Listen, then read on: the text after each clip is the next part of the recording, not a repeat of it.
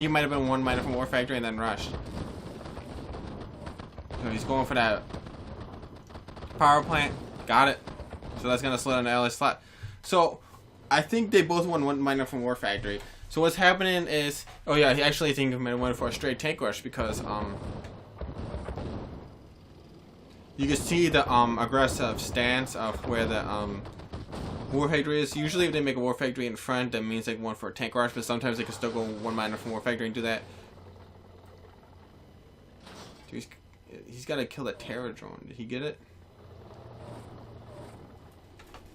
So this is going to be crazy defenses.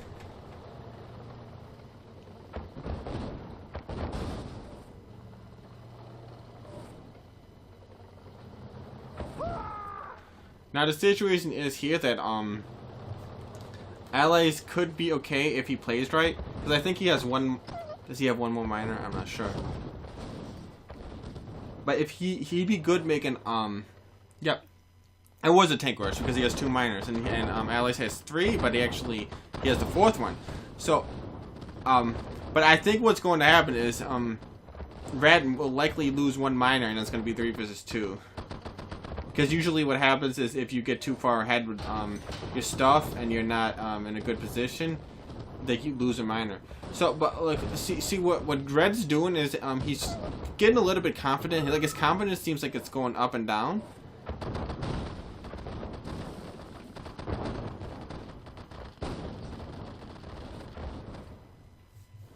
But what he should do is just like totally camp his ass off, not even try. So like I said, he's down to 3 miners. Red would have been smarter just to stay in 3 miners because, you know, one's going to probably die. And those pillboxes are actually effective. Okay, he's in the 2 miners versus 2 miners.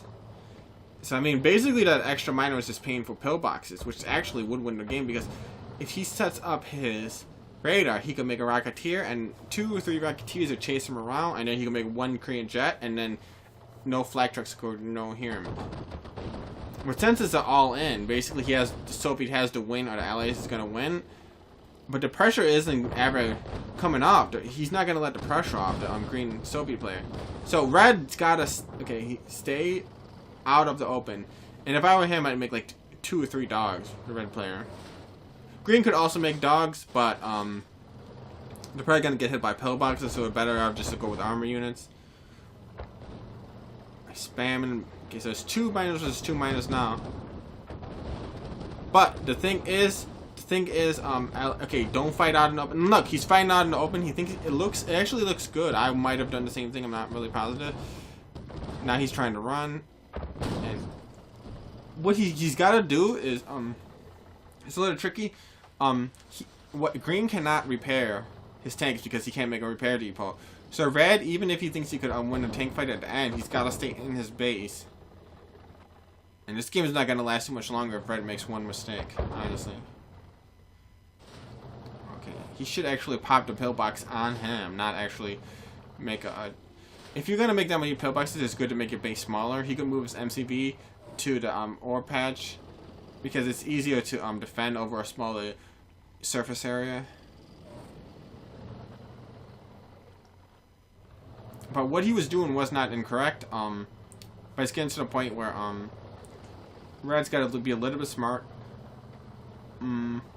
Okay, he's got the dogs. He's got to get that last thing. He has to have everything. He has to be able to. Red has to be able to barely win this. And if he basically the green runs out of steam, he could make a airport and then start getting Rocketeers and then eventually win the game. Here comes engineer. Keep making his pillboxes.